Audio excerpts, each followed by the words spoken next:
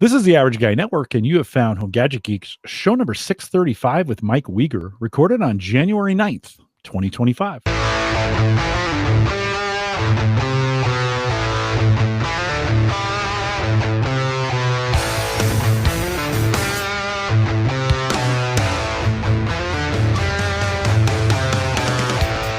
on Home Gadget Geeks, we cover all the favorite tech gadgets that find their way into your home. News, reviews, product updates, and conversation, all for the average tech guy. I'm your host, Jim Collison, broadcasting live from the AverageGuy.tv studios. Here in Mike, what I thought we were going to have was a polar vortex, kind of turned into a soft little teddy bear. I mean, it was cold, right? But not what we were expecting. Just barely south of us. I had family in town from Kansas City and southeast Nebraska for the weekend for Harrison's birthday party, and they ended up getting stuck here and needed to stay here for an extra night because just an hour and a half south, they got 15 to 20 inches of snow with ice underneath it. It was it just missed Omaha, barely. Yeah, our friends at Kansas City, 3 hours from Omaha, just absolutely got obliterated. We got a dusting. It wasn't bad at all. Well, sorry, you got to spend a little extra time with the family. Not bad, right? Never bad. Okay, that's good. Yeah, you're publicly saying that, so just keep exactly. My in-laws are fantastic. They're awesome. They're the best. Of course, they are the best. We'll post this show with some world class show notes at theaverageguy.tv. Big thanks to our Patreon subscribers. You know who you are. You guys do a great job every single month, and whether you want to join the team for 1 month or for many of you stay around, you can join the Patreon team today. I got one $5 plan out there. Check it out today, theaverageguy.tv/Patreon. And then don't forget theaverageguy.tv right up here. If you just head out there, if you're purchasing on Amazon, you want to click through the affiliate link, upper right-hand corner. There's just a link there and you can click through. And of course, that benefits the network. I'll tell you some things we've been using that for here at the very end of the show. And then big thanks to Aaron Lawrence, who joined me last week. She always does a great job. If you haven't caught that one yet, finish this one and then head back and listen to that one. All right, couple topics we have tonight with Mike. Of course, I said we got Mike Wieger here. We're going to talk a little bit about 3D printing. We're going to talk a little bit VR. That's kind of new topics for you in that, of course. Yep. So a little VR. We're going to talk about, does one server rule them all for you? This is a reoccurring topic for you. And then I'll have at the very end of the show, I'll have an update. I've been installing a whole home generator. If you talk to me on a regular basis, you've been a part of this, but for some of those of you, I got an update on that and some things I've learned through the process, and we'll get that done as well. Mike, welcome back. Good to see you. I appreciate it. And, Jim, I'm getting so rusty that when we did the pre-show, I forgot that we do pre-show. I thought we were in the live show already. I thought we were so I was like, and then you went like, oh, I need to start the show. And I'm like, shoot, I'm so rusty. I forgot about that. But yes, great to be here. Great to be back. Happy New Year. Good to see you again. If you're new to Home Gadget Geeks and you go back, I don't know, a couple years, how long have you been? How long did I let you take in a hiatus for? 2 years? For the hiatus. Yeah, probably about 2 years now. Okay. Yeah, Mike joined me for 5 years, 6 years, maybe in the middle there. So those 300, 400, and 500 shows, something like that. 4, 5, and 6. Anyways, doesn't matter. He is back. We're going to talk a little bit about 3D printing. Dave McCabe was on a couple weeks ago, 3-4 weeks ago. And of course, he's gotten into the CNC and 3D printing and some of those kinds of things. But you've been working on a special project, which sounds super cool. How have you? Because listen, I can't find a reason to own a 3D printer. Right. Even when Dave was here, I'm like, I'm still not going to get one. I don't know. Maybe you'll convince me. What are you guys doing? Yeah, and what's funny is, I got a 3D printer a year ago, and Jim, I was kind of like you. At first, you just start printing all the random stuff you find that just looks cool. But sometimes it ends up being you're just printing junk to print junk because it's kind of fun to print, right? Yeah. So I have found a lot of really good uses for 3D printing around the home. Little custom shims for sofas, for that pesky drawer that's kind of off center, like those sort of items. Actually, some guys at work are always asking me for random things. One of them just got a brand new Tacoma truck, and apparently it's a known issue with the Tacoma truck. The glove box is slightly tilted, and someone designed a little spacer, essentially. He's like, hey, would you mind printing this? I found it on a forum. I'm like, yeah, sure. So there are some cool projects like that. But here's what's kind of interesting. Here's the project I've been working on is when I was a kid, my dad had invented a board game. And this board game is essentially, think of a city builder game. It's a board game, city block.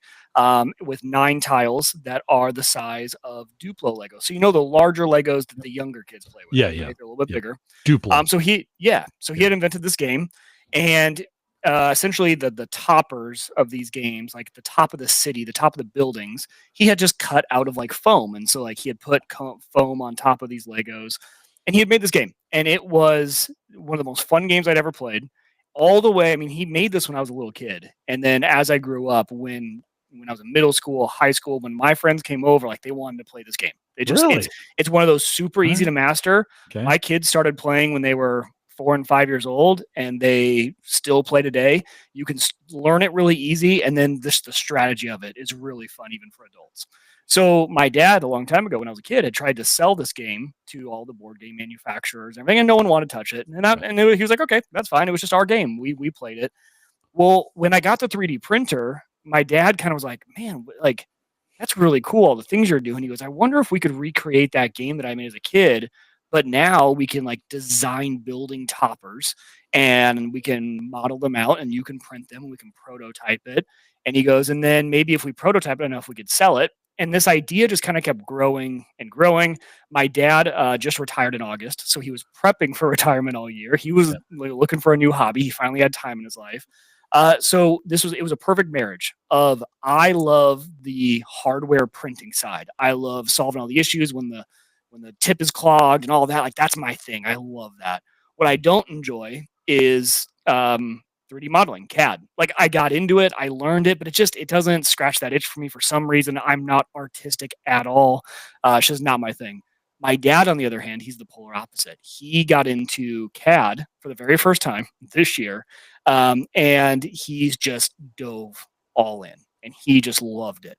So he started creating these game toppers, and essentially what the game toppers are now. We have our patent pending and everything, so no one steal this idea before we get it out to market. It's coming soon. But essentially, what he did was he went and mimicked almost. I mean, I can't wait to show you, Jim. These buildings that he has created are, what he has done is he's taken each major city in the United States and he has picked out some of the major buildings in those cities, even like Kansas City, Dallas, Chicago, New York. Nice. And he has recreated the top and put it on the Lego for our top piece. A great idea. Yeah. And so this board, and then so we started printing the actual board for it, the main board, all these toppers. He's been designing them. And we've just, with 3D printing, the coolest part about this is we both underestimate the amount of prototyping you need to do.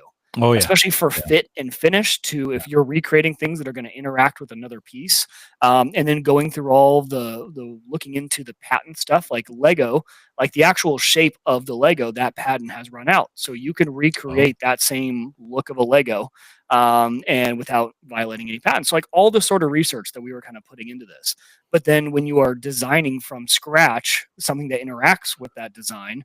This is like a millimeter too tight on this side, and this doesn't fit just as well. With 3D printing, it's amazing. So what my dad was doing is this is the self-hosting part. I self-host Nextcloud. So we were just sharing a Nextcloud folder, and he was saying, he would just text me, hey, I put a new one in. Can you print this out and let's test it? So he was putting all these in. So this is over the course of the last year, from January till about now. And then for the last 2 months, we've actually been in kind of the final stages. He's been working with some printers and some people that designed the logo, the box, the retail box. And you guys would be amazed just how much work goes into even just the packaging for a board game. And then distribution of the board game. So he's been going around a lot of the board game shops in Kansas City and Omaha, just kind of learning how this works, right? How does a board game make it from idea to final sale when you don't run through a big, huge company? So it's very, very interesting. When you look at it, board game shops they'll sell your game for you, but they take a pretty big cut of the amount. And so you start thinking about what's your margin, all these games, how much is it going to cost in filament? And then you start getting into, okay, if we really want to mass produce this, how many printers do we need, or do we outsource to? There are a bunch of print farms that will 3D print stuff for you. So it has been a really, really fun year for my dad and I, just in a really cool way for him and I to kind of connect on a project. It's something we just, every time we're together now, we're brainstorming new ideas, new buildings, fit and finish of the prints. So we've been doing that, and we are like literally probably a few weeks away from the website going live and nice. More of these. So we've been doing we've been getting the board out, and like he took one before he retired to his office and left it there, and they all played it, and now it's in their break room. I'm taking one to work this week, and we've had all the families at Christmas time and Thanksgiving play it. So it has just been such a fun ride, and 3D printing really opens up the world to, you're not at the whims of some big company being able to prototype your stuff. Yeah. And we even had looked into, the difference of one of my dad's actually former clients was into injection molding. And okay, so if you want to injection mold these, you would just be shocked at the cost of just the prototype of an injection mold, just to make the mold for one of the buildings, thousands and thousands and thousands of dollars. Whereas 3D printing, 50 cents, right, to print it. You buy a printer, which is $1,000, and then you just can prototype to your heart's content. So we've been doing it the long way, and trying to do it just from kind of bootstrapping it along. But it's been a fantastically fun project. That's cool. What we ought to do is next time we have you on, we ought to show some of those things.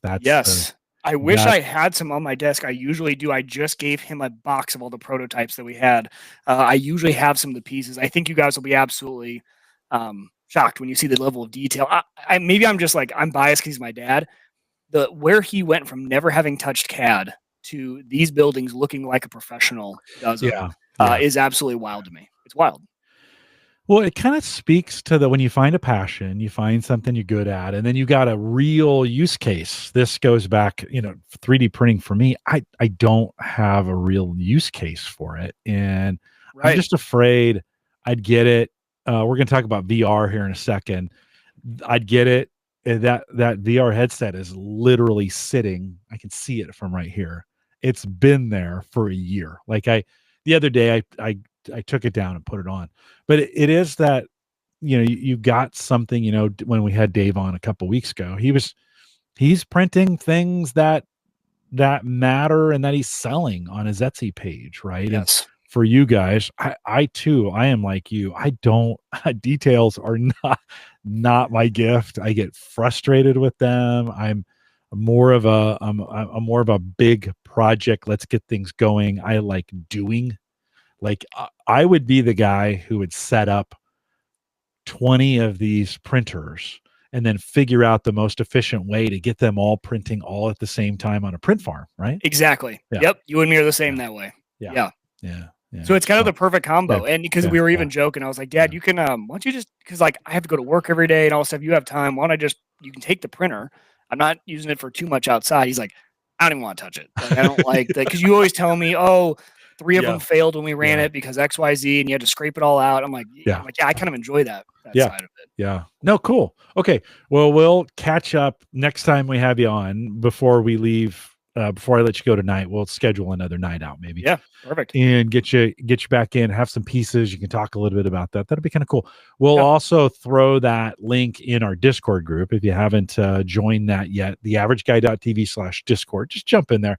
It's a super nice group. Nobody spams you there. I moderate I have a pretty heavy hand.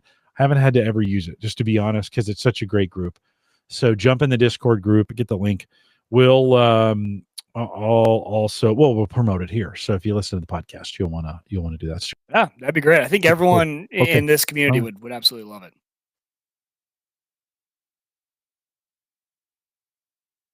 Well, I think, Mike, it gives you a real opportunity to do something real with these 3D printers, right? I mean, are you gonna like, are all the components are all these toppers going to be 3D printed? Are you going for the production pieces, or is that going to get outsourced? We're trying to keep costs really low. So we want this game to be about $50, $60, like a normal board game, kind of a higher, like a Catan or one of those games. So yeah, we're going to stick with 3D printing for now. If it blows up and it gets really big and we can, do the injection molding, that'd be great in the future. So we 3D print everything, and then we are sourcing the actual, the main building Legos, kind of like the Duplo-esque Legos, where we're going to source those because it's a lot cheaper just to buy a huge batch of those than it's already made. So, it's already made. Super cool. Yeah. All right, cool. Keep you updated on that here. Listen for it at theaverageguy.tv and on Home Gadget Geeks, and we'll catch up with you on that as well. All right, let's talk about VR, because you're going to have to convince me. Yeah. That I've talked about this a bunch. I've got one. I've got the MetaQuest 2. I put it on, I don't know, let's say a month ago because I felt bad about it just sitting there literally collecting dust. It had 1,000 updates that I needed to install too. It's Yep. super cool. I'm hoping tonight you give me a reason, Mike, to get back to it. Like, what are you doing? I know maybe you've upgraded a little bit. What are you doing? I'll try my best. I'll try my Okay. best. So Justin, I think, joked, "What hobbies did Mike get into in the last 2 months?" So here Yeah. it is. This is the one. It's VR. VR was one, Jim. I was kind of like you to start. Like, I had no really interest in VR. I think it came from a few years ago. I went to Best Buy and put one of them on, and the FPS was so low that I got motion sick. Mm. And it was like, it was stuttery and it wasn't that impressive. It was cool, but it wasn't impressive and it made me motion sick. So I've never touched it. It took one of my buddies, his wife got him one for his birthday. And so he was messaging me. He's like, "Dude, have you tried this?" I'm like, like years ago. He's like, you got to try. He's like, "First of all, like we got to play putt together and we're going to do all these games together." And I was like, all right. So ended up jumping into the world. So I have mine here. And so I ended up getting, I've dove way too far in. I got a What? third party That's not strap like you. for it. That's not like But you at all. yeah, so I went Quest 3 Hold on. is I'm there. gonna big screen you. Hold on for those watching on the. Here we go. So there are two options when you look at the MetaQuest on current gen. There's the 3 and the 3S. So this is the 3. And then this whole contraption behind it is a Bobo VR backstrap. And Yep. the thing about it is got the batteries that you can just swap out. So I've actually got extra ones of these. And it makes it really comfortable. And it's got a fan up top, which actually, if you deal at all in VR with nausea, the fan apparently helps with motion sickness, just having a little fan blowing right on your forehead. So dove in, got the 3. And really, if you're looking at them now, the 3 and the 3S, the main difference is the lens and the resolution. It has the same exact processor. So your processor is the exact same. And a lot of people say you can't really tell the difference too much when you put them on. Pancake lenses in the 3 versus, I can't remember the name of the other lenses in the 3S. The 3S has the same lenses as the 2. So the 3S is essentially a 2 with one extra camera and the upgraded processor. So they're both fantastic devices. You really can't go wrong. So I dove in, and I will say at first it was really all about the games and the gaming experience. If you're a gamer at all, or even if you're not, I think the games at this point, what's been really progressing in these headsets is what can run natively on the headset. Because when you play VR, there's essentially two ways you can play VR. There is what is running directly on the headset, meaning if I took my headset out to the middle of the woods with nothing else, what games could I play on the headset?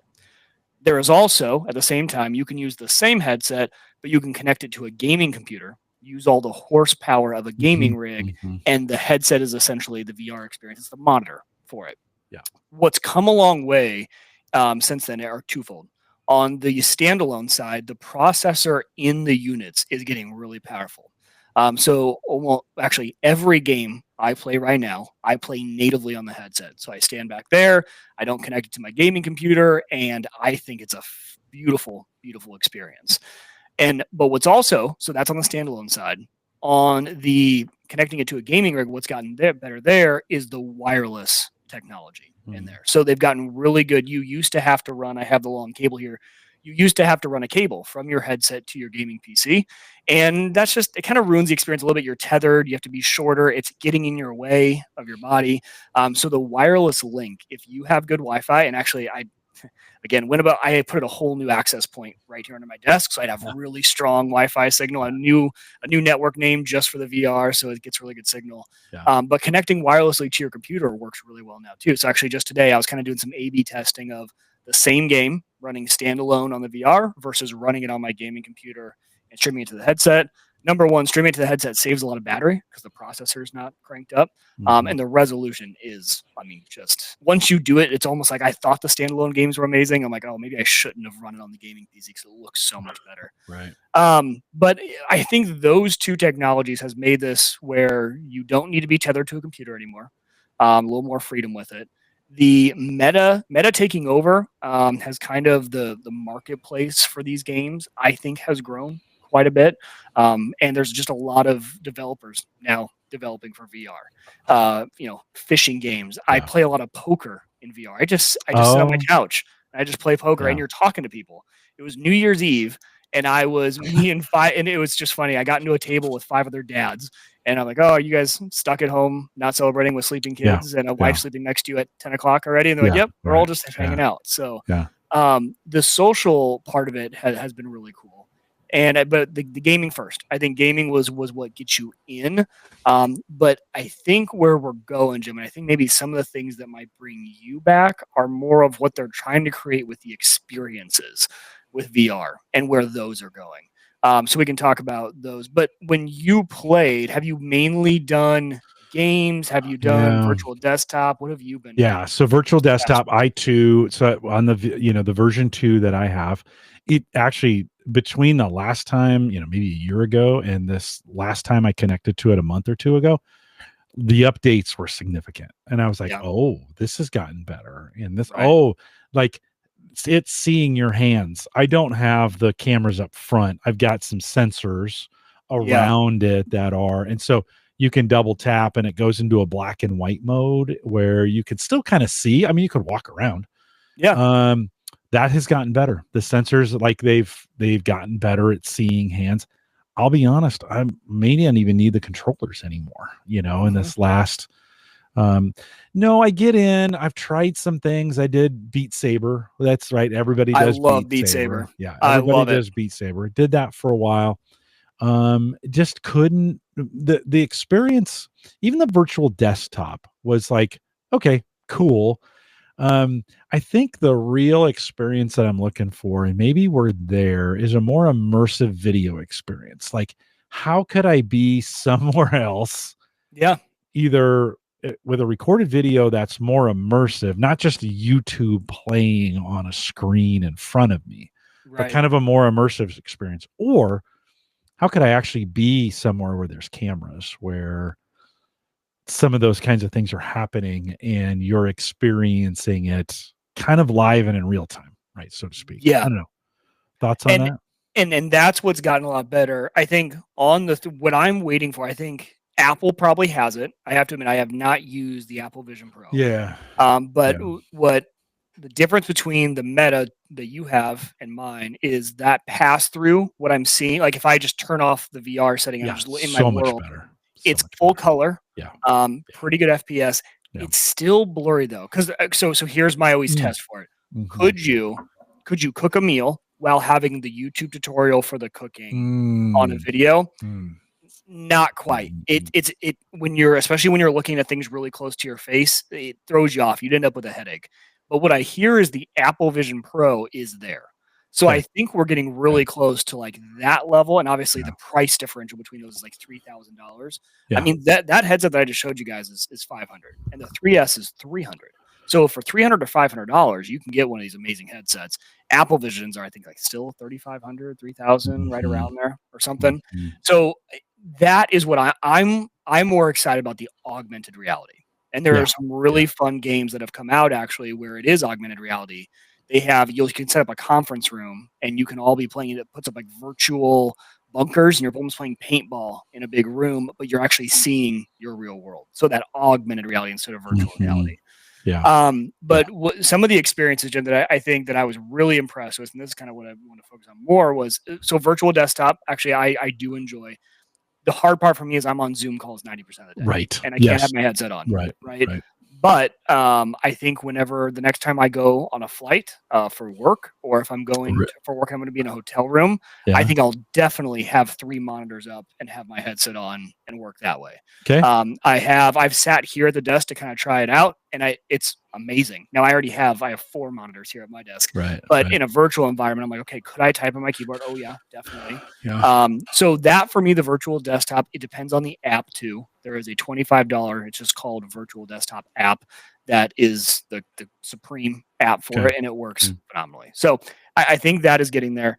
But the one that really intrigued me was what the NBA is doing. So the NBA is kind of going all in on this experience. They are the ones that are kind of doing the free games right now that you can kind of jump in and experience an NBA game in VR. And I will tell you, I I have never watched an NBA game in my life. I could care Yeah. less about the NBA. I love Yeah. college basketball. Don't watch Right. NBA. I sat through a full NBA game because I just thought it was like the most amazing thing. So when you're in these games, you are legit. You can choose different spots to be around the stadium, and you can be courtside at a game. It feels like you're there. So much so, like the ball came and you kind of like get out of the way, and you kind Yeah. of like you Yeah. almost want to reach down for your soda, even though it's not really there. It's just Yeah. Yeah. the weirdest thing. And then what they've done is they've created like a virtual arena around it. So you're watching the game, and like let's say you just want to, you're kind of okay, the game's a quarter break or something, or during a timeout. You can get up, turn around, and you're in the stands, and you can play like arcade basketball with some of the other fans that are Oh. watching. And you can like go do like mini games. So like you're in this virtual arena, Yeah. and you can even be, you're like up on like a VIP section. You're shooting hoops and you're turning to the left, and the game's going on over here. Yeah. And you just feel like you're at an arena. Is the game live? Yeah, live Okay. game. Okay. All right. Live game. Yeah. That was the wild part to me. Yeah. I mean, I was telling Hannah, like if they had that for Creighton basketball, or if they had that for Husker football, Yeah. I would pay per Oh. game Yeah. easily. Yeah, and she asked me how much. That was a great question. How much would you pay per game? Like enough, like the same amount as being there. And I'm like, maybe not the same amount as being there, but I would pay probably $15 to $20 per game. Yeah. To watch it, like a pay-per-view thing. Yeah. I would buy a season pass for sure.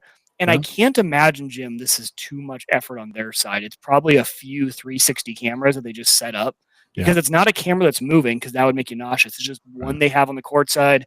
They have one kind of behind one of the hoops. And that's it. So I'm like, if they can make that experience good and have it just be more mainstream, I could really. So there is an app I think that's trying to do that. It's called X Stadium, and X Stadium is essentially trying to be your one-stop shop for all VR live sporting events. And I think that's really going to take off. I'm excited to try concerts as well. I can imagine a concert experience would be really, really cool in there. Now, of course, is it going to be the same as being there? No, and you're not going to pay the same price. But the experience alone is just that mind-boggling. And can you see other people? Like, is there in your fan area, like you and I, could we be on a headset in the same fan area, and we can be turning to each other and talking to each about other? the game? Yeah, that'd be cool. That would be the way I do it. I'd never do it alone, because that'd just be boring. I don't even watch TV alone in front of my computer, because I get too distracted by other things, Right. But if I was like, hey, Mike, let's do the Husker game together. Yeah. And we could show up and be sitting there talking to each other during the whole game. Yeah. Yeah, I do that. And the best part is us talking to each other isn't disrupting anyone around us, like in a real game, right? We could treat it more like a social thing. Yeah. I mean, and I know, so to go back to gaming real quick, another kind of favorite area of VR gaming that I have loved, and me and my friends have loved, is board games in VR. So there are some really, really well done. So like Demio is one of them. Demio is kind of like a Dungeons and Dragons, kind of like dungeon crawler type board game. And literally the environment you're in is a basement that you'd reminded like in your 90s or 80s basement. And you're all sitting around this table and you're totally immersed. So me and my brother-in-law last night were playing Demio.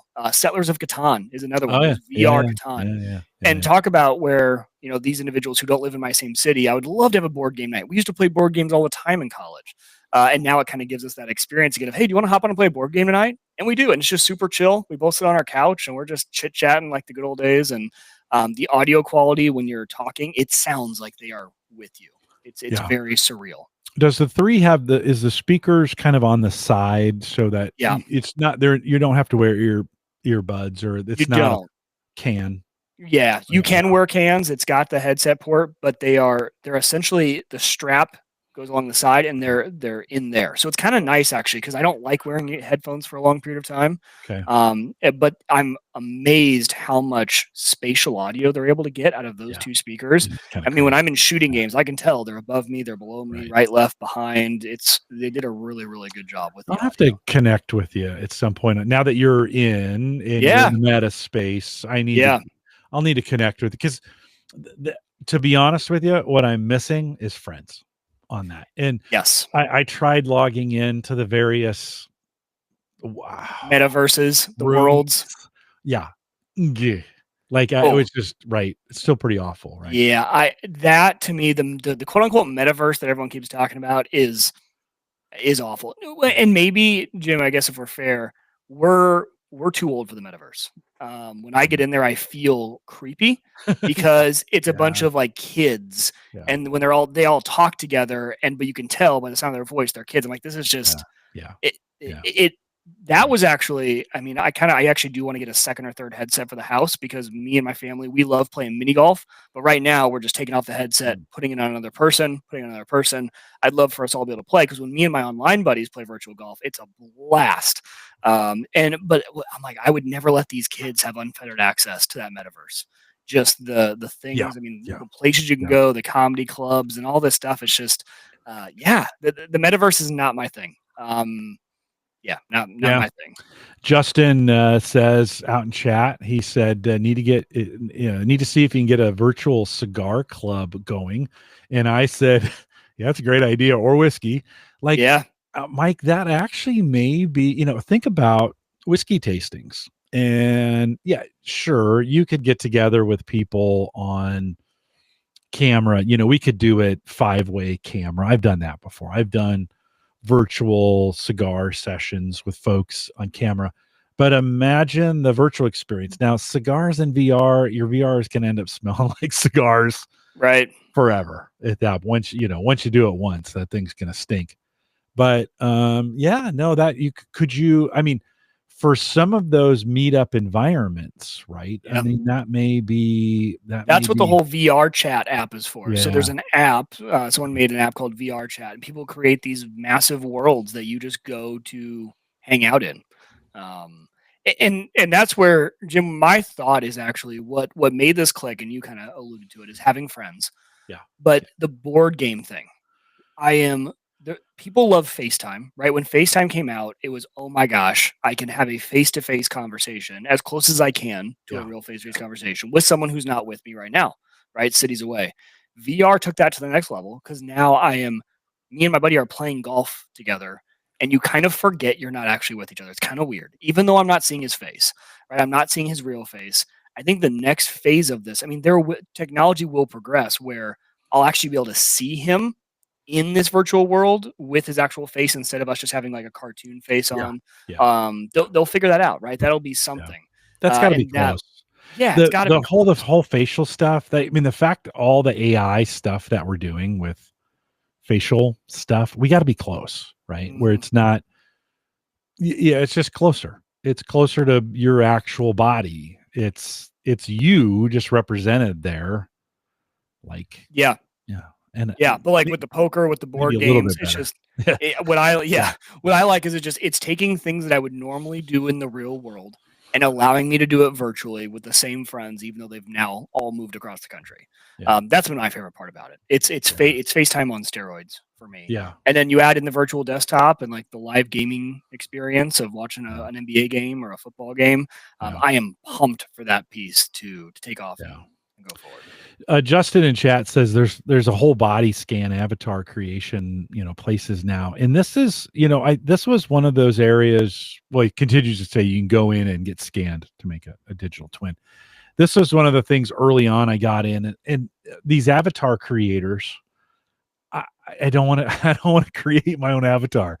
Like, you go through all the hair colors and mustache or beard or whatever, and you create this version of yourself. And I don't want that. I actually just want to give it a couple pictures and say, here's what I look like. Now make a avatar for me. We got to be super close to that, or it's already there. That's probably one of those things I need to dig in on and say, I don't want to make an avatar. I'm not interested in that. I don't. Just let me give you a handful of pictures, make an avatar for me that's close enough, and let's do this thing. Yeah. Okay.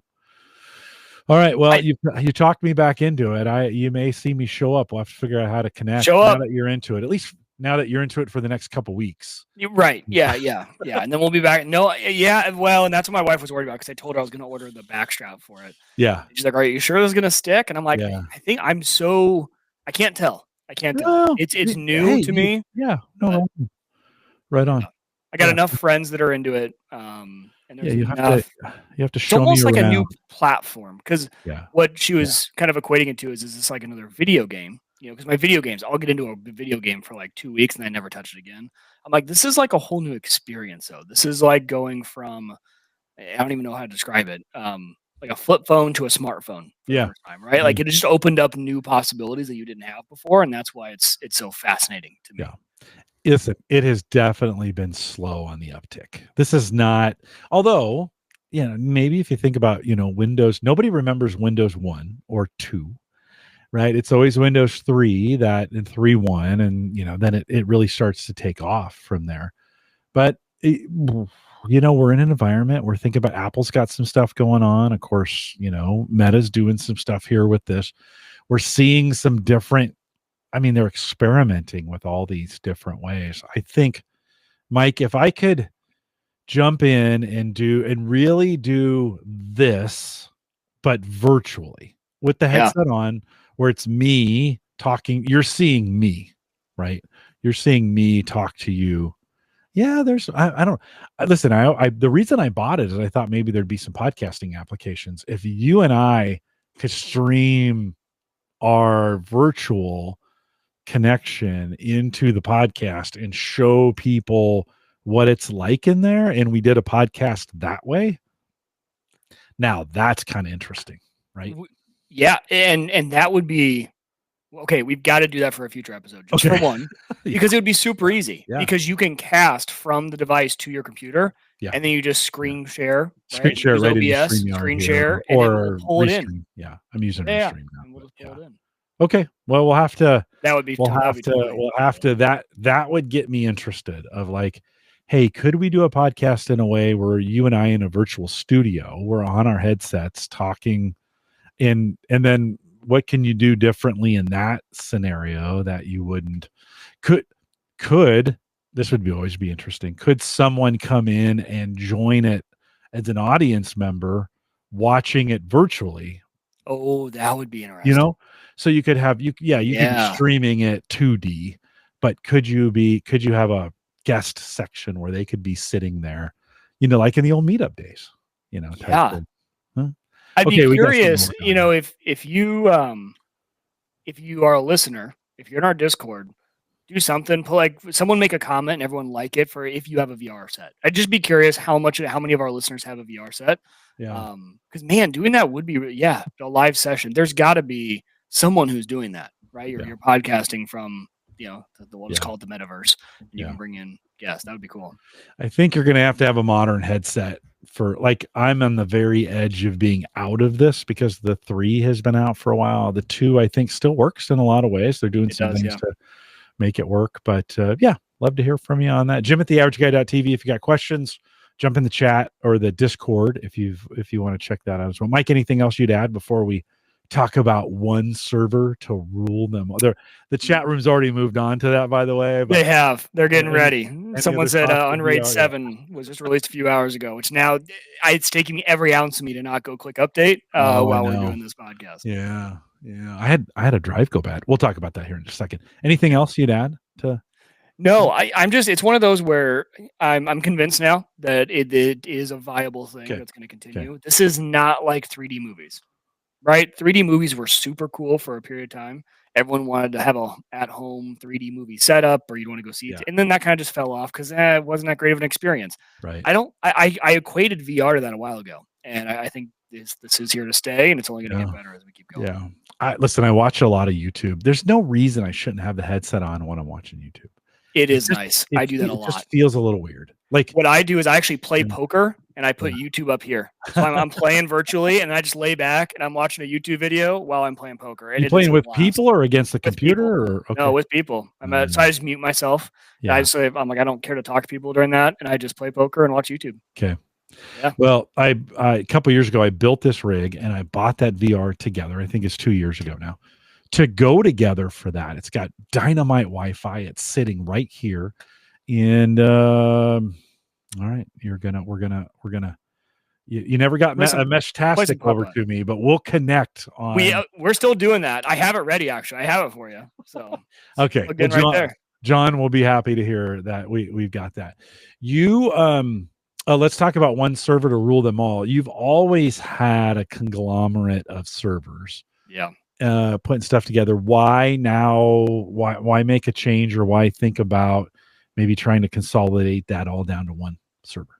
Because it's working too perfectly. And I don't like it's just I haven't had to touch it. It's flawless. It works perfectly, and I need to break something. It's Yeah. about time. I've it's been running Yeah. solid now for about a year, and it's time to break Yeah. something.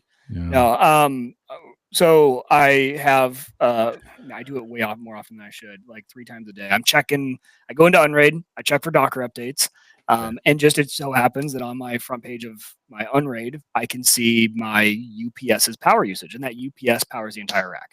And we've just been, over the course of the last few years, I've been adding servers, and mainly because my Unraid box, which is my main box, that Unraid, it's an AMD 5600, just a consumer grade.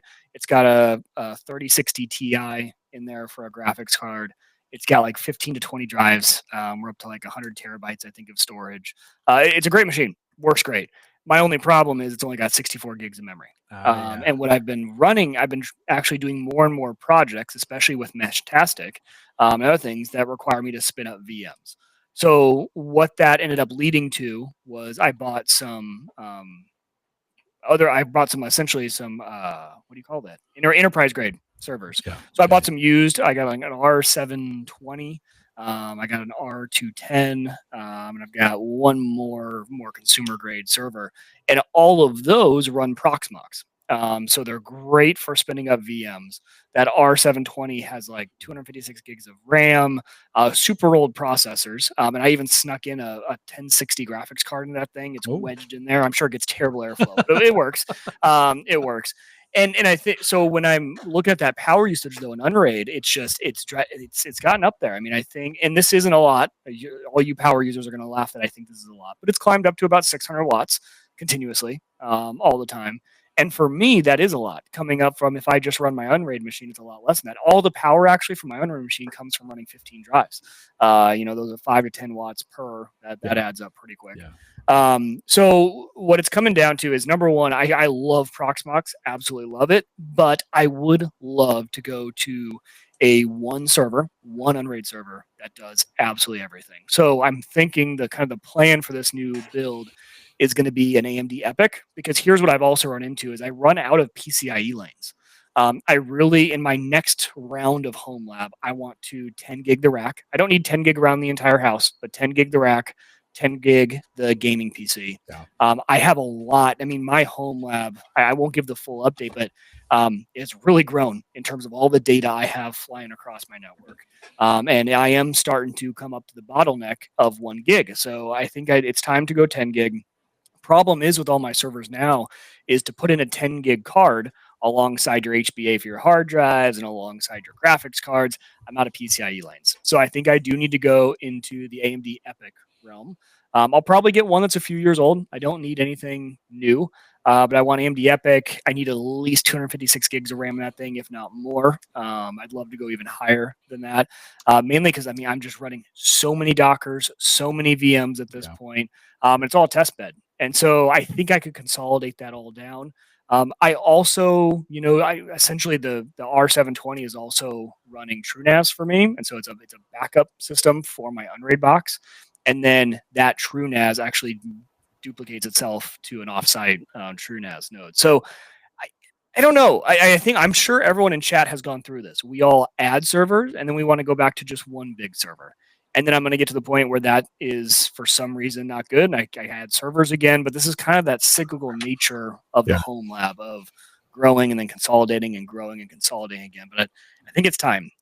And really, Jim, what's making me do it is that 45 drives home lab case. Have we talked about that, or have you seen it? It is essentially from 45 drives. They came out with a home lab version of their case, and it is the perfect server chassis for a home labber. It is expensive. It is a premium product, but man, it is just the cream of the crop when it comes to, if you have one server that's really good and you can get just the bare bones server, they sell it kitted out if you want with the motherboard and everything. But their 45 drives home lab, it's different than their main industrial line. That's what's really like, I really want to get that server chassis, and and build it out. It's phenomenal. 360 terabytes raw capacity, to 2,000 megabits plus network throughput. Yeah, and is that the one that's built out? It's on the front page. I'm at 45homelabs.com. Yep, that's it. Yeah. Mike, I got to tell you, as you're talking about this, I hear you. As I built out this gaming rig, the same one I did for VR, I put 128 gig of RAM in it to start with, and I thought at first, like, that might be crazy, right? It's actually been super helpful, and I don't know why. I'm not going to say as cheap as RAM is, because it's not always the cheapest. Like it's not $5. No, but comparatively to where it was, it is the cheapest part. Yeah, I mean it is, and I am so glad that I maxed that board out from the very beginning. And as you were talking, I was thinking, if I did this again, I'd go 256 easy. Like that would not even be. And then I thought, for you and all the things that you're doing, 512, no, I wouldn't even. If you said, yeah, I'm going 512, I'd be like, of course you are. Yeah, why wouldn't you? Now, some people say overkill. It is in a lot of ways, but it is. Listen, right now the minimum requirements for Windows is 16 gig minimum. Like if you are going to run anything, that's a minimum. You want to throw 32 or 62 at it, or 64 at it for sure, if you're doing anything from that standpoint. On the Unraid side of things, like certainly you can take advantage of all that, of all that RAM that's in there. So, I mean, yeah, that's one of those areas, Mike. I kind of go, go as big as you can. Go as big as you can, as early as you can, because finding parts to upgrade that stuff later is a nightmare. Yeah. It is. Well, and I think what changed the game for me in terms of RAM usage was ZFS. The ZFS file system loves as much RAM as you can throw at it. And now that Unraid has been slowly adding support. Why everyone's excited in chat about Unraid 7 is it adds even more to the native ZFS. So that's also another reason I want to rebuild, is because it's really hard to convert your whole Unraid system over to ZFS. But if I start from scratch and build new, I can just start with it. But ZFS is one of those. On my R720, in TrueNAS in there, it runs ZFS, and so I'm essentially using all 256 gigs. Now it does a really good job of freeing it up when it needs to, but it'll use it up while you let it. So ZFS, I think, has really also been a reason that a lot of people are starting to go heavy on the RAM side. Yeah. And I don't notice on my Unraid machine, I am always pegged on memory. My CPU actually, it idles at around 25. When I say idle, with my Docker containers that are running, like my just normal use case, it's about 25%.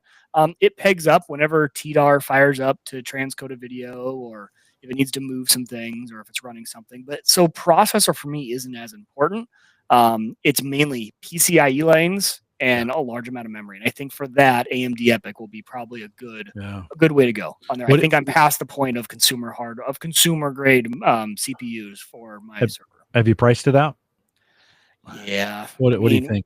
The problem is I also want to get 100 terabytes of hard drives, and that's what racks it up. Because here's where you get stuck. And this is where I always tell people, if you're going to get into this home lab thing, really plan it out, because now I have an 80 terabyte array in Unraid. Right. I have nowhere to move that data to. I don't have an extra 80 terabytes. If I want to move this back and forth. If I want to, for example, I would move it all off, switch to ZFS, move it back. I don't have any way to do that. So I'm going to have to do something. But we're probably talking $1,500, $2,000. That's kind of what I'm thinking. Not terrible, but not cheap. Not 10,000. No. But to be honest, that store, just the chassis of the 45 drives, is $900. Yeah. So I was budgeting about $900 for that, and about another $1,000 for CPU, motherboard, and RAM, essentially. Yeah. Drive prices have come down in the last year, so you can, if you go use drives, you can get some really good deals on those. I'm up to 105 terabytes here across two. How many terabytes? 105. Oh, dang. Yeah, sorry. They're all full of plots for Chia, but Okay, I was wondering if that was still going. yeah. Okay. Listen, I've Tony had said in the chat, he says he's gone minimalist. But if learn to recover from backblaze can be a pain. I found that out too. I've actually taken all my backblaze stuff down and well, I haven't quite closed my backblaze account yet, but there's nothing there. Yep. And I'm kind of getting to the point with my own data. It's going to live somewhere else, or I just don't need it for the most part. I mean, there's so much data we don't need. Now, every time I say this, I get a bunch of crazy like no pictures. Yeah, I get all that. Videos, I get all that. No, I get that. You do what you want to do. I'm not keeping any of those things. I don't. I take very few videos on my phone. I don't do any. I'm just different that way. But yeah, and this is the first time I've counted up all those drives. I just recently added 20 more terabytes to it. So 105 is what I'm at now across 2 machines. I got to catch up. And, see, mine's all full of Linux ISOs, so that's what. Yeah. No, right on. Well, but no, right on. And I'm running some VMs on that box, right? I'm running some VMs on it through what's Microsoft's version? Why can't I remember that? Doesn't matter. Running them on the Microsoft virtual side. Box? Yeah, no. That'll come to me in just a second here. But yeah, it's just helpful. Yeah, no, it's just helpful to spin those to be able to spin those up and do some things with them and shut them back down when you don't need them and have some space. Yeah, you were going to say something. I cut you off. Yeah, no. Well, Justin asked it in a funny way. He said, "How much data do you need for anything not coming from the R's?" I would probably need only about 10 terabytes. That is the thing. Those Linux ISOs really do add up. That's what builds up the most of those terabytes. But but the funny part about that is though, I don't need all that stuff backed up. That is all, honestly, I have that backed up nowhere. If that goes away, I can get it again. Yeah. But what I have found, Jim, is if you just have a parent or a buddy, what I did is I bought a really cheap Dell Optiplex off eBay for like $100 through one hard drive in there. So there's no redundancy on this box. It's just one big 20 terabyte hard drive. And I went and put it at the farm at my in-laws' house. And that, with how easy ZFS replication is to set up, every night that thing just replicates over. It does snapshots, right, with versioning. I don't care if that one drive fails down there. It's a backup. It is my offsite. But I stopped paying for Backblaze, and mainly because if I ever needed to recover, it takes me an hour and a half to get down to the farm and drive back, and I can locally then copy all that stuff back over much faster, and it's free. So if you have someone, it literally is the cost of $100 little Dell Optiplex, and that have a buddy who's willing to put it at their house and do some ZFS replication. And man, that has been a lifesaver for me. I've only had to do it once. I went down there and grabbed it. One of my app data for Unraid, actually. It was my fault. I corrupted it. I messed around with the SSD too much and grabbed it, brought it up, and it was fine. That's a good way to do backup nowadays, I think, especially as your data sets start to get bigger. Having another nerd buddy or someone that you can put sometimes a lot faster just to go get it if it's that's what I mean. Close-ish. Yep. Right. So that's what I did. I did the initial copy here. Yeah. So I copied it all locally and then took the machine there. And then it's just doing nightly snapshots of the things that have changed. Right. So I'm not using too much. Yeah. And even you and I, we could be backup hosts for each other. Listen, this is not new. Oh, yeah. In the home server community, we've been talking about this kind of idea for a long time. But we're geographically diverse enough. Like you're way out west and I'm way out east. And usually different things are happening. Like this happened this summer. Your part of town got decimated by a tornado, right? Bellevue, nothing. But we've had times, Bellevue, we got crushed with some hail and not for you guys, right? We've had flooding on this side of town and we've had flooding on your side of town. But we're geographically diverse enough that we could probably host those things for each other. Oh yeah. Sherwin had asked Mike, and I'll ask you, how do you access your stuff when you're not home? He says home servers here, but we're thinking about your home server setup. Yeah. How are you coming in on that? Well, and Justin hit on it in chat. There is one solution that rules them all, in my opinion. It is the only one you should go to at this point, and I'm going to get flack for saying that from someone. Tailscale. Okay. Tailscale is drop dead easy. Essentially, what Tailscale is, it is your own VPN. but it does all the hard work for you. Meaning you don't need to do port forwarding. You don't need, a VPN server side that then, you don't need, usually with WireGuard or however you used to do it. You need to kind of set that up on a server. You need to poke holes in a firewall. So Tailscale is as easy as installing it on every single server you have. So I have, they call it your Tailnet. Then you literally just put the app on your phone, you put the app on your computer, you put the app wherever you need, and you essentially, it gives you a new IP address for each computer to use. Your local address still works. So if you're using like a 10.0. whatever address in your local house, so I can still access my server there. But when I do it through Tailscale, essentially all my bookmarks on Chrome, on my phone, are the Tailscale IPs, because I can just, whether I'm at home, whether I'm on the go, it's just one IP I have to remember for that server, and I get to it. I think that is the easiest way. It has changed the game. And Tailscale has gotten that you can do a lot of stuff. You can do SSL certificates through it. You can do a lot of things with Tailscale. You can then, even with Tailscale, let's say Jim has his Tailscale account, I have mine. I could just, with one click of a button, say, "Here, Jim, I'm going to give you access to my Unraid server," and now he can access that through Tailscale. So it's dropped it easy. And actually, that goes back to, and Justin hit on it in chat, that box that I put at my in-laws' house, it's Tailscale, right? And then all I'm doing is doing a ZFS replication from this box to that to its Tailscale IP. And no matter if that box is at home, there, at the farm, it gets moved around, it's always going to find its way to the Tailscale network. Jim, I don't know if you have a different answer, but that's just, I think that. No, I don't. Listen, I stopped messing around with remote connectivity because of what you said of having to poke holes through the VPN or through the firewall, or setting up something. And I was like, I don't want to set up another thing. For the most part, what I need, I can get to without having to come back here. And I just don't have that need. I know some people do. And so I think this is a great way. It reminds me of, before that got really bad, is the TeamViewer days, when you could set up a TeamViewer account and then you could come in, put the TeamViewer IP address in or whatever, and come access it. Now that got hacked, and that was a terrible situation for TeamViewer. And now you just use VNC and you plug in your Tailscale IP, right? Like, that's the cool part about how that's gone. And to Justin's point, Tailscale is just a wrapper for WireGuard. They have taken the WireGuard protocol and they've essentially just put a wrapper around it, made it really easy to access. So you have the backing of WireGuard, right? The security of WireGuard when you're using Tailscale. Yeah. So the only, I guess, to answer another part of your question, Sherwin, I still do have some that are publicly accessible through a reverse proxy. So I run a reverse proxy at home. Think of things like Nextcloud, or actually I still do it with Home Assistant for some varying reasons. Mainly, I access a lot of my stuff from work, and I can't install Tailscale on my work PC. So I need to be able to do it from the web.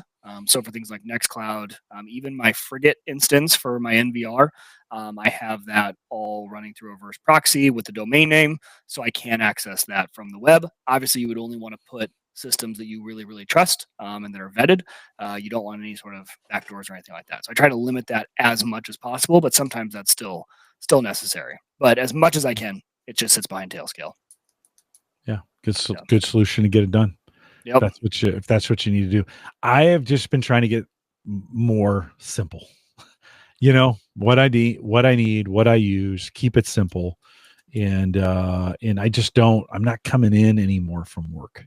It's like, I just don't have that need. I'm not hosting Plex for people.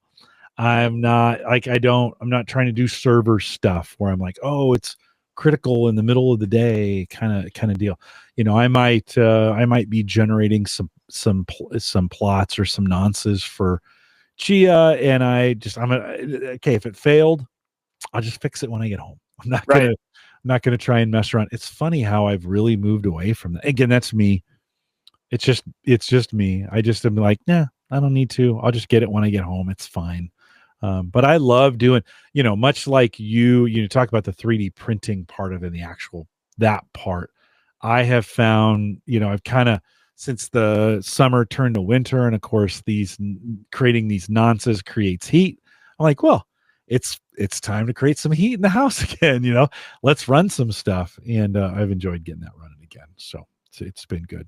Anything else you'd add, Mike? I want to move on to the generator thing, but any other thoughts on that? The only thing I was going to say, just with that whole thing, and I've said it, I think last time, I'll say it again, because they just came out with a brand new update.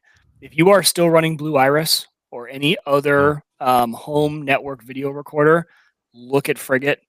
Frigate Docker container is just, I can't say enough good things about it. They just added contextual search with their own language model that runs locally. You can also then connect that into an Llama instance. So all locally, all within my server, it is taking footage, sending it to Llama. Llama is then sending it back a full description of what it saw in that frame. Then that fuels the contextual search. So you can search for like kids playing basketball, and it's all just showing up with my kids playing hoops in the front yard. Like, it's amazing. It's phenomenal. It's free. Like, that was gonna be my only plug. If you haven't looked into it yet, look into Frigate. If you're into home security cameras at all, it's, and especially look at the beta 4 of their version 15. And that's what I'm running right now. And oh my gosh, I can't say enough good things about it. I got a Llama running last time, or maybe 2 times ago you were on. I can't remember. You were talking about it. I got that running actually on a Windows box of all things. Okay. Now I bought the Mac Mini 4 or the Mac Mini. M4. There we go. I bought the Mini M4 to run that on. I haven't started doing that yet. So I need to get some things rolling on that. I'm a Ring customer, so I don't have as much access to my videos, but right. I'm paying Ring $120 a year or maybe more. You're I don't like, pay for 2 cameras. Yeah. You get 2 60 4K, $60 4K cameras, and it'd be kind of fun. I need to get, I've been doing some crypto stuff over the last couple months, but that's pretty much settled down now. I kind of need to, I bought this M4 with that purpose, so I need to kind of pull it out. I think the barrier of entry for Frigate has always been you need to start with a config file, and sometimes getting your first one done can be a little daunting.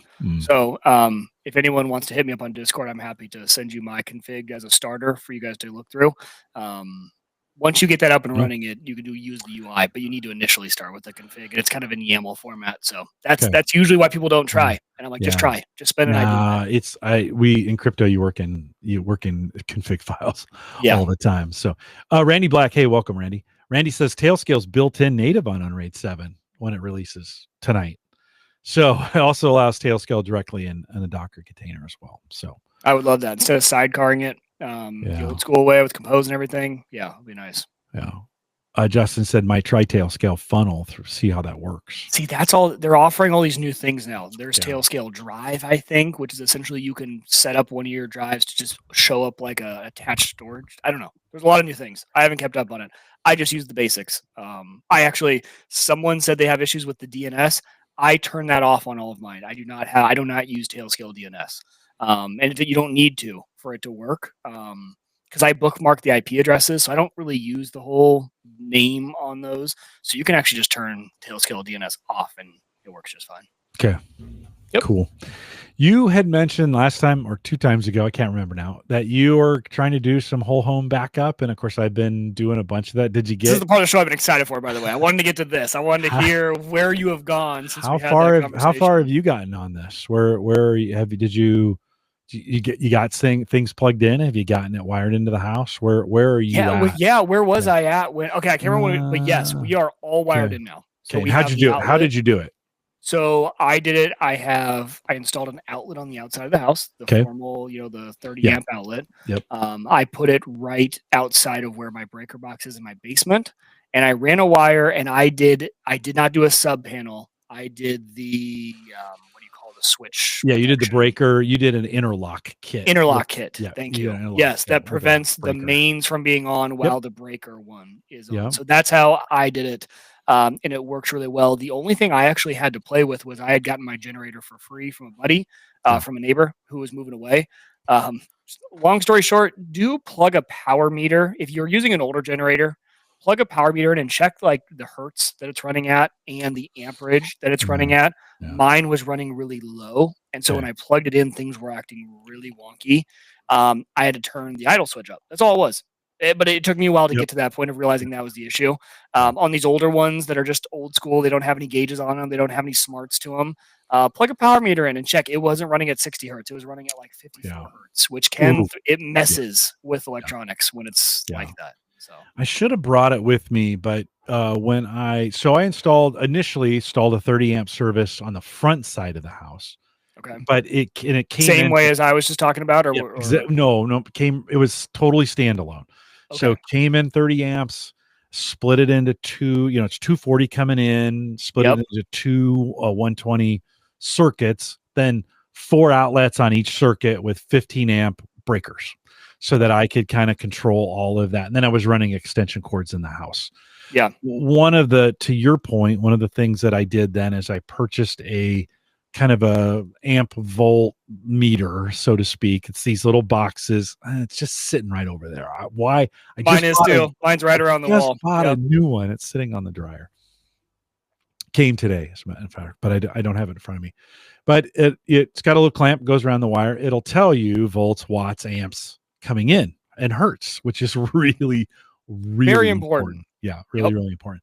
I had only bought one and put it on one circuit. Oftentimes you're not going to have a circuit running at 60 hertz and the other one running at 40 hertz. It's just, you're not going to get that off a generator.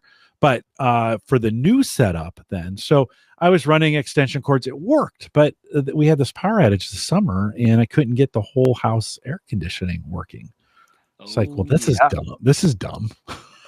Like, we got all this power going and I got an air conditioner. I went and bought a window air conditioner to make it work, kind of deal. Anyways.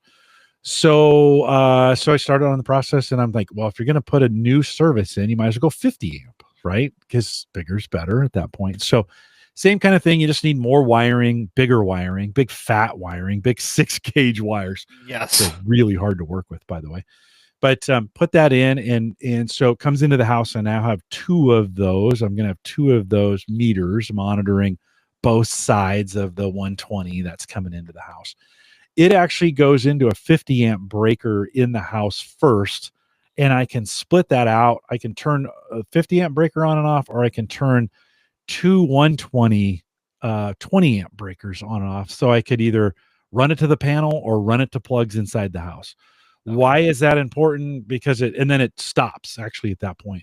I wanted to, at some point, be able to have a physical break between the generator and the power so that if I put batteries in the house, I could just plug the batteries in. That's a great idea. Yeah. So I have a 50 amp plug out and a new inlet 50 amps. I have 2 50 amps in, one inside the house and one outside. So I can run it off a generator, or I could run it off batteries in the house if I want to, right? So there's a physical break. The other thing that allowed me to do was to put a 50 amp surge protector in between the generator and the house. Like, got one on the meter up there. But as I was going through this, as I was designing this thing out, I put these 2, the 50 amp female and the 50 amp male, screwed them to the boards. So they were, then I tried to get the cable that I had bought from one to the other, and it was too short. I'm like, oh crap, what am I going to do?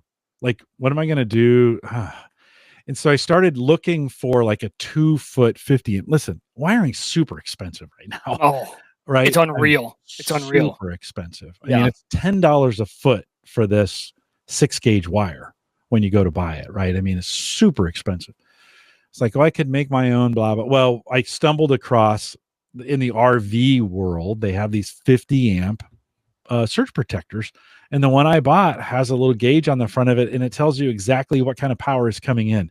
Is it 3-phase? Is it bonded? Well, I'm going to talk about here in a second, bonded versus unbonded, which becomes really, really important, right, in this.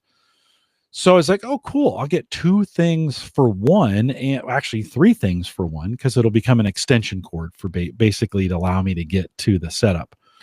So got that all put in, got it set up, routed it in like yours. So I have a 50 amp breaker that's in my box in a disconnect, an interlock kit that's in there.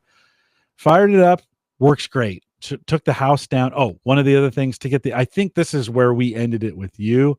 I did put a soft start on my You did. on my air conditioner. Did you? Have you done that yet? So it's sitting in the box. It's sitting in the box for Oh, months on my workbench. I just didn't get around before it got cold to install it. So no. have you done the install?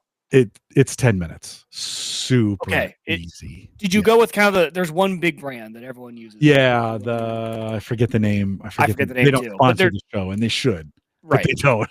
Right. No. What was the name of that? Yeah, there is a big brand. They're one of the few that's doing it. It's 4 wires. I watched 6 videos to make sure I had all the right things done. Snip, put an end on it, plug it in, get it to the right spot, check your wiring diagram. It is an average guy. I did it. Like, if I can do it. So one of the benefits of that soft start, now it's winter here, so you don't have to worry about that. It really is a nice capacitor protector. You got that big capacitor in there, and it kind of spins that up a little bit slower. And so it kind of protects your capacitor. I have a 5K generator, and it allowed me to start the whole house and the generator on a 5K generator. That's the beauty of that. Oh, it was those inrush. It's the inrush amps, right? That they would say it's too much when the AC kick. It's not running the AC. It's just the kick on that draws for sure all that amperage. So the soft start kit brings that down. Yeah. So that these smaller generators, because I think mine's even less. I can't remember what mine is, but yeah, that's what I run into. Yeah, volts times amps is watts. Yep. And 80 amps, which is what my what do they call that? SEER 3? I think that's what they call it. SEER 3 was running 80 amps, 240 volts. Do the math. That's a lot of watts. Now, the grid doesn't even care. It's just like, yeah, whatever. Yeah. But your generator cares. That brought it down from 80 to 12. 12 amps is what I'm getting on a start. Now that's manageable, right? All of a sudden you can start managing that kind of startup, right? Yeah. And it's a little kinder even on the grid. So the lights don't dim when you for me, it was coming on and the lights would flicker for a second when they come on. Now, that's not such a big deal. It could be for your electronics, though. You could have some sensitive equipment, right? That little power drop on your air conditioner. So it was. And LED lights actually don't like it either. Yeah. For some reason, LED bulbs don't like to play with fluctuating. Really? Yeah. Yep. They'll burn out, right? Your bulbs that should last forever. If your stuff's flickering, I know because I'm kind of dealing with it a little bit, and it's actually in this room I'm in right now that I wired myself. So there's probably something wrong. But you got to be careful on the DIY wiring, right? Yeah. I would, if anybody asked me, hey, would you recommend a soft start on your, on your air conditioner? Goes on the outside unit, even if I'm not running a home generator, I would say it's $300. You can set it up in about 20 minutes. Again, I watched like 8 YouTube videos to make sure I had all the wiring pieces correct. Where you mount it. Now, if you have an older, the one thing I learned on this, Mike, is if you have an older air conditioner, just replace the older air conditioner and you can buy them. Now, you can't buy them with soft start kits, but you can certainly buy them. The new air conditioner I put in last year took a whole third of the power off of our electrical bill. So, you're like, is that worth it? Yeah. For a third? Yeah. Are you kidding me? Like, that's a no-brainer, right? I spent $5,000 putting that thing in, but that all of a sudden, and then the soft start kit was beneficial. The other thing that I learned, Mike, there's 2 types of generators in this, right? For most people, if you have a one you bought at Home Depot or wherever, right? There's bonded neutrals and there's floating neutrals. And what that means on the bonded neutral, it means the neutral and the ground are bonded somewhere on the frame. And most generators are bonded neutrals. It makes them the safest. It's so the frame is grounded to earth and you don't get electrocuted when you're using the thing. If there's a fault, today's modern generators, if yours is old, it probably doesn't have them, but a modern generator today has GFCI outlets on there. Those GFCI outlets will not work unless it's bonded, right? It needs those circuits because it senses a surge going through the neutral and then it pops it, right? And it's like, oh, Ooh, yikes. Okay. So those are most generators. Now, you're in the United States. I can't speak for everywhere else, but in the United States, if you have a modern power breaker box, your breaker box is also, guess what? Bonded. Bonded.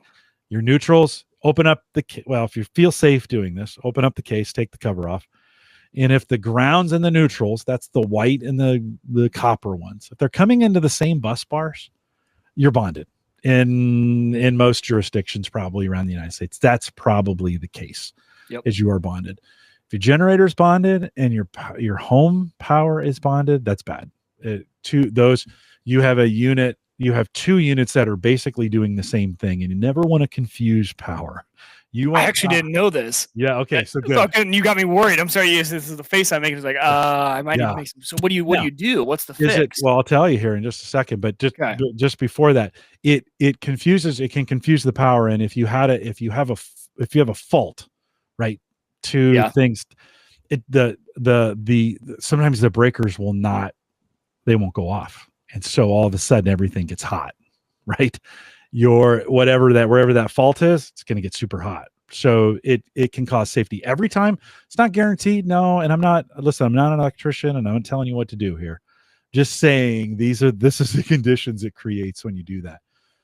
There are generators you can buy that are called floating neutrals or neutral floating.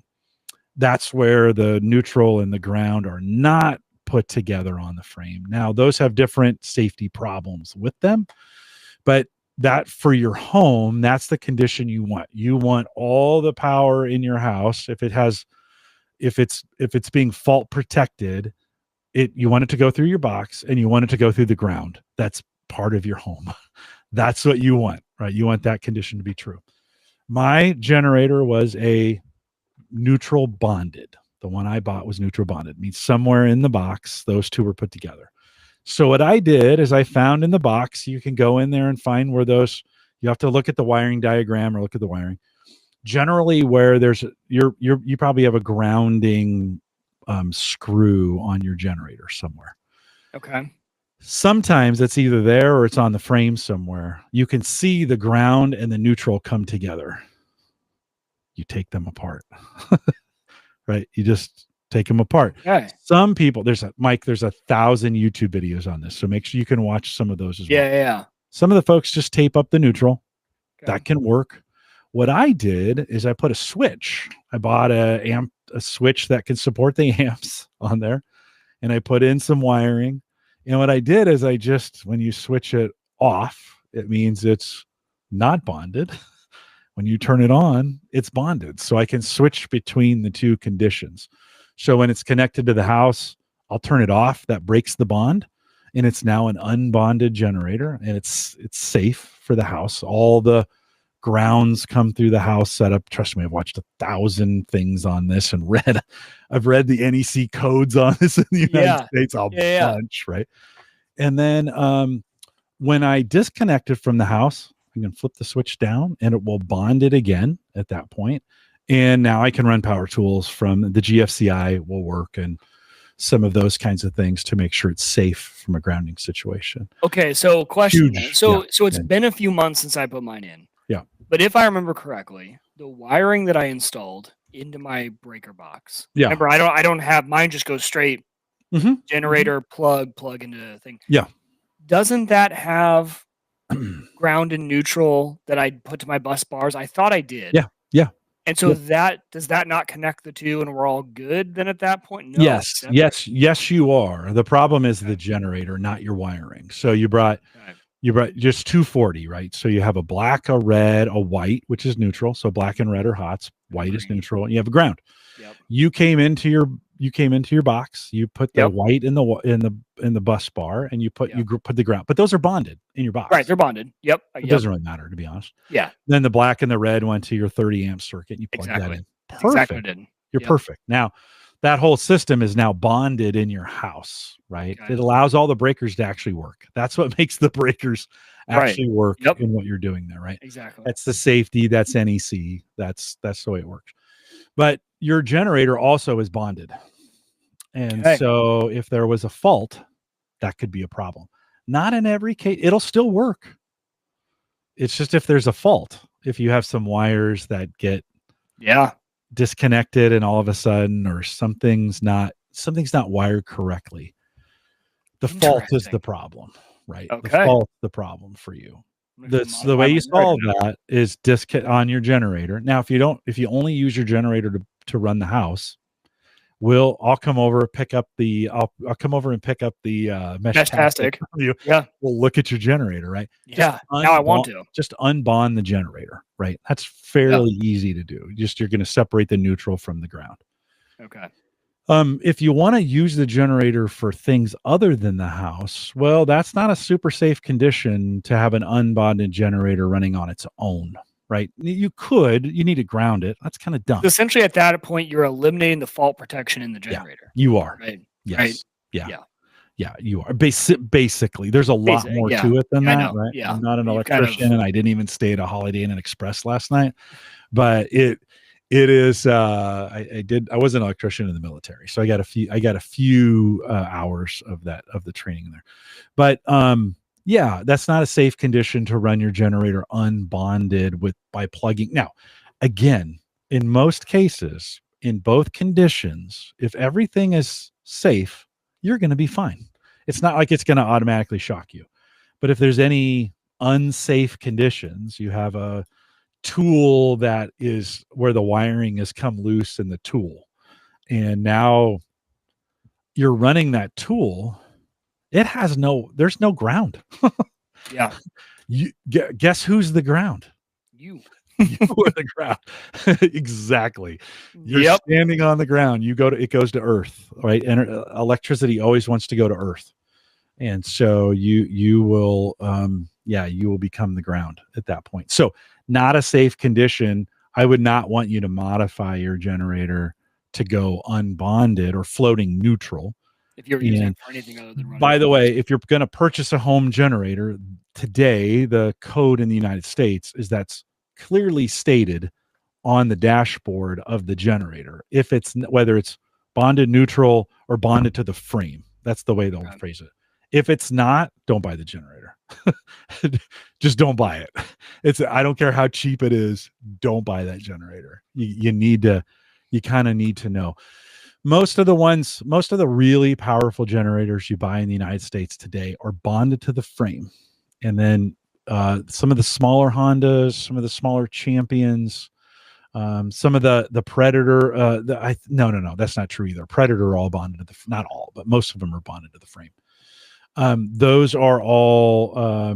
There are some that are floating neutral that you could use if you're just going to use it for the house. If you bought, Ed is saying to me right now, because Ed Sullivan's listening to this, just buy a Generac. If you buy a Generac and they install it, they take care of all this stuff for you. By the way, good opportunity if you're thinking about doing this and you haven't had your electrical system looked at in a while. If you have an old system, please make sure you have an electrician ground your system properly. Like we weren't grounded. We're in 1959 setup here. It was not grounded properly. So we had a electrician. I paid an electrician to come out, change the board, drive 2 grounding rods in. They have to be a certain distance apart. They do all these things to get that done. It's very worth it to have somebody do that for you. And on all the videos I watch, they say, look, if you're not comfortable doing any of this, don't. Yeah.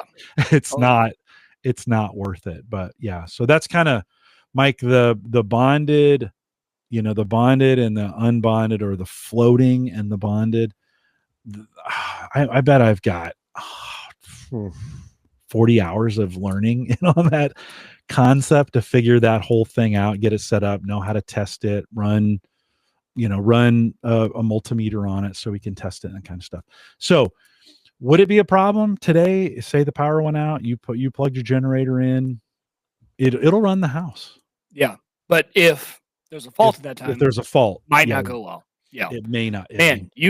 Between Unraid 7 coming out and now this, I'm going to be up till about 2 a.m. doing a lot of Googling and updating. Because what shocks me though, Jim, is I did the same thing when I installed the outlet. I watched a million YouTube videos, how to wire this in. And that never, either they said it and I just missed it, but like I did too. that, The first time I missed it too. that should be, they should be stating that, because that seems so big, and this is the first time I'm ever hearing about it. Some of the newer videos I've watched, there's been a kind of a controversy over this among the YouTubers on, do you need it or not? Some of the old schoolers are like, well, hey, you don't technically, you don't have to. Now, the NEC, the National Electric Code here in the United States, the newest version of that, they're very, very clear. That code is that needs to be a floating neutral, right? It needs to be unbonded, and not on the generator side of because you basically are creating two different power units, so to speak. They have a term, I forget what it's called, distinct power or something like that. And so it's just a smart, but I didn't want to turn my generator just into I didn't want to lose use of it when I want to take it out and run other things off of it, or if I want to run the the shed off of it. So I was like, okay, I bet I could put a switch in here, and the switch, that's genius. Turn the switch on. Yeah, I wish it was my idea, but I saw somebody else do it. But that's probably why, I'm guessing that's probably why the YouTubers that I was watching didn't mention it, because for most people, this generator is going to be used for other things too. And they didn't want to cause the liability of, go unbond your generator. They're just like, you know what? For the 1 day in 10 years, you're going to plug this into your house. I'm just going to hope that no fault happens. So it's better that than the millions of times you're going to use your generator for tools and everything. Right. So they probably just went away. And all the YouTubers are really careful to put disclaimers up. They say this is for entertainment. By the way, all this stuff, entertainment purposes. I'm not telling you how to wire anything. This was not a how-to. You can't. I did not explain this well enough for you to be able to do this. Please consult your local municipality for the electrical codes and all those other things. If you're not comfortable doing it, hire an electrician. Listen, to be honest with you, to put in the 50 amp service that I did and all the work that I put in, it'd have been cheaper to hire an electrician, just to be honest. Right. I put a lot of work and a lot of time. Now, I liked it because I learned a ton through it. Yes. And to your point, I'm going to use it once every 3 or 4 years. It's going to get us out of a jam. Yeah. When in the middle of the summer, I can now run the air conditioning off of it. I wouldn't run the stove, although I could. But some of those kinds of things, I am like, okay, I feel more comfortable now doing this, and it's ready to go. It's all set. If the fridge can run, the AC can run. You can use a grill. Yeah. We can charge our phones. For sure. It's kind of a game changer in a storm to just have all that stuff work without having to change up your whole way of it working, without extension cords, without all that. So I think it's worth it. Yeah. Well, in the first version of it, of bringing the connection to the house and then extension cords inside the house, where I could shut the garage and shut the garage door and run an extension cord to my fridge and run an extension cord and I actually had the basement fridge and freezer set up on a power strip, so I could just unplug the power strip and plug it into the generator, and I is literally pull it out, put it in the other one. It was that close, and then run an extension cord up to the fridge. That by itself, that peace of mind of having my food not spoil, pretty great. Marv says out in chat, I will not be staying up late because of this conversation. Right? Can't keep up with this home tech stuff. Yeah, with Unraid 7 and this kind of stuff. It was a great service, and I actually left it in. There may be some circumstances where I want to plug my generator into the house and just for power cords. I don't know what those situations are, but why rip the thing out? I'm just going to leave that in for now. Then on the back of the house, Mike, the last thing I have to do is build a platform and a shelter for the generator out there, so I can run the generator. I want to keep it out there full time in a shed, so to speak, in a mini shed that I can just open up, slide open the vent for the exhaust, turn the thing on. And I'm sure your neighbors will appreciate that too, because that's one thing I've been worried about, is that thing is noisy. And during a storm, I'm sure my neighbors are all going to not like me for the noise. Yeah. Justin makes a good point. He's out in Australia, not allowed to touch electrical systems tied to the grid here unless you're a licensed electrician. There's some places in the United States that's true as well. So make sure you understand. Here in Nebraska, you can work on your own power. They really ask you to make sure you have a licensed electrician check it out. But you can. There's a right to work kind of thing we have here where you can do your own electrical. So it's you start getting into it. It's not that complicated, to be honest. And modern power, geez, Mike, with the different colors of Romex that we have, so know exactly what kind of Romex you have, right? With all the way outlets are coded now. I mean, on the back of the outlet, it will tell you exactly how much insulation to take off the wire for that. Like it'll say, strip it back this far, and you can put the wire on the thing. And I mean, literally, it's all right there for you, right? Think about these Wago nuts that have come out, these wiring nuts, these Wago, you lift up I love them. Yeah. Like no more, you're not screwing it, and they're super safe. Yeah. And you're not screwing wire nuts anymore, So we think about some of the plastic outlets and some of the access we have to some of the safest electrical. I mean, if there was ever time to know and do electricity, it's right now. We have some of the best, the GFCI protection alone that we have. Listen, I didn't, growing up, we didn't have GFCI protectors on our, you stick a fork in you're getting shocked for sure, right? It's not tripping some GFCI breaker or water, right? If there's some of those kinds of things. So there's never been a safer time. There's never been a safer time to do some of those things. So it's, but all that being said, make sure you consult your local, follow all your local codes, do all the things that you should do. And Mike, we'll schedule some time for me to come over and pick up the mesh and look at your generator. Yes. We'll just have to see if you have an old school generator and it's fairly old. The chances are that bond is underneath the bell housing on the back. You just take off the bell housing, pull it, and you'll see a wire that's connected from the neutral to the ground. Got it. Okay. Yeah. So good stuff. All right, Mike, anything else? No, this is like the good old days when we would go almost 2-hour podcast. I know. Yeah, I appreciate you staying late, and thanks for hanging out with me. And Brian, Justin, Ken, I saw you out there a little bit earlier. Tony, Randy, thanks for coming out. Randy Black was out here tonight, and Joe, and thanks for coming out. Just a reminder, no live show, or actually no shows for the next 4 weeks. So I'm taking a 4-week break from this. I got a lot of stuff going on at work, and it just made sense to try to not to do these as well. And so live wise, taking a month off, have fun, go do some things. I'm going to take some time off from it. And then we'll be back here, I don't know, February timeframe to get some things going again. We are live generally every Thursday at 8 p.m. Central, 9 Eastern. If you're listening to this on the podcast side of things, chances are you're behind anyways. And so the 4 weeks may have already gone past by the time you get here. There's probably another show waiting for you, whoever that is. Go out and catch that today. If you want to contact me, send me an email, jim@theaverageguy.tv. If you want to join the Discord group, as Mike was talking about, the game from what seems like 1,000 years ago when we first started talking about this on the show, theaverageguy.tv/Discord. And we'd love to get you in there. I know Randy says boo to breaks, but I really need one. So I appreciate you guys letting me take one off. TheAverageGuy.tv platform, both web and media hosting, powered by Maple Grove Partners. Get secure, reliable, high-speed hosting from people that you know and you trust. You know it's Christian. If you need hosting from him, check it out today. MapleGrovePartners.com. I think actually I have him scheduled for the comeback show. I do. So I'll be back February 6th.